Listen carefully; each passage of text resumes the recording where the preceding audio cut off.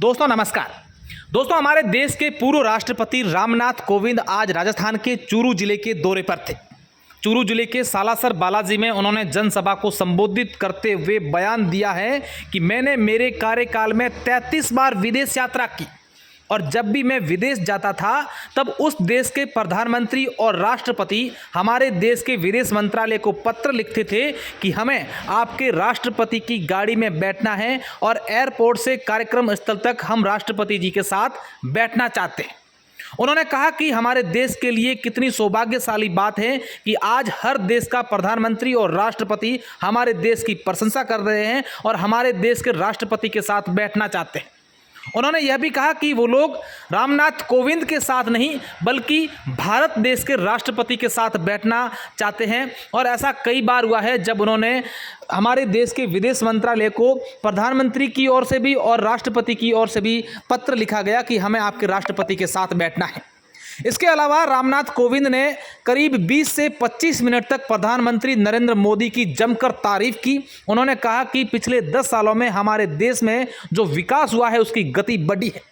उन्होंने कहा कि यही हमारे भारत देश के प्रधानमंत्री नरेंद्र मोदी हैं। जब वो विदेश जाते हैं तब विदेश के प्रधानमंत्री उन्हें बॉस कहकर बुलाते हैं, उन्हें कहते हैं कि ही इज़ ओवर बॉस।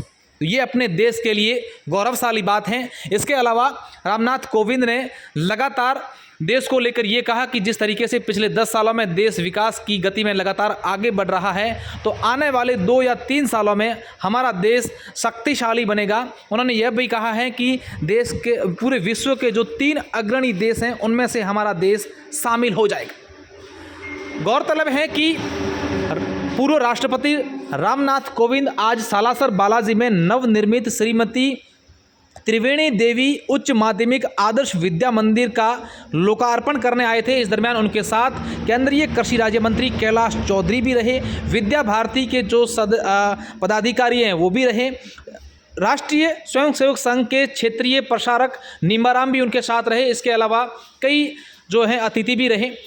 इस पूरे कार्यक्रम के दौरान पूर्व राष्ट्रपति रामनाथ कोविंद द्वारा केंद्रीय कृषि राज्य मंत्री कैलाश चौधरी को लगातार उनके साथ नजर आए और बार बार कैलाश चौधरी को बुलाते भी रहे।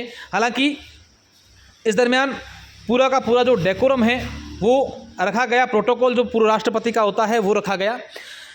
धनुका चैरिटेबल ट्रस्ट की ओर से इस स्कूल का निर्माण कराया गया है और इस स्कूल के निर्माण करवाने वाले जो आर्किटेक्ट थे उनको धनुका चैरिटेबल ट्रस्ट के जो अध्यक्ष हैं जेपी धनुका, उन्होंने एक सोने की चैन भी पहनाई और पूर्व राष्ट्रपति रामनाथ कोविंद के इस दौरे में उनकी धर्मपत्नी भी उनके साथ रही और उन्होंने सर्वप्रथम आकर के इस स्कूल का लोकार्पण किया। उसके बाद जनसभा को संबोधित किया और उसके बाद सालासर मंदिर जाकर बालाजी के दर्शन भी किए और उसके बाद वे दिल्ली के लिए रवाना हो गए।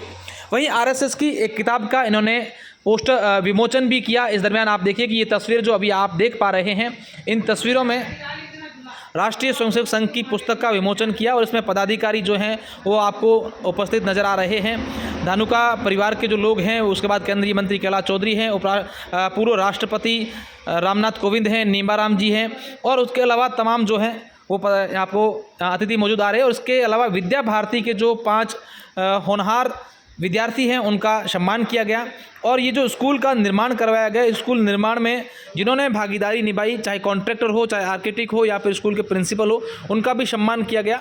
और उन्होंने कहा, पूर्व राष्ट्रपति रामनाथ कोविंद ने कहा कि हमारे देश में जो राष्ट्रीय शिक्षा नीति 2020 शुरू की गई है ये देश के शिक्षा के योगदान में बहुत काम आएगी।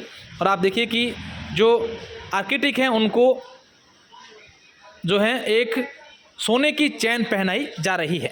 बहुत बहुत धन्यवाद, शुक्रिया।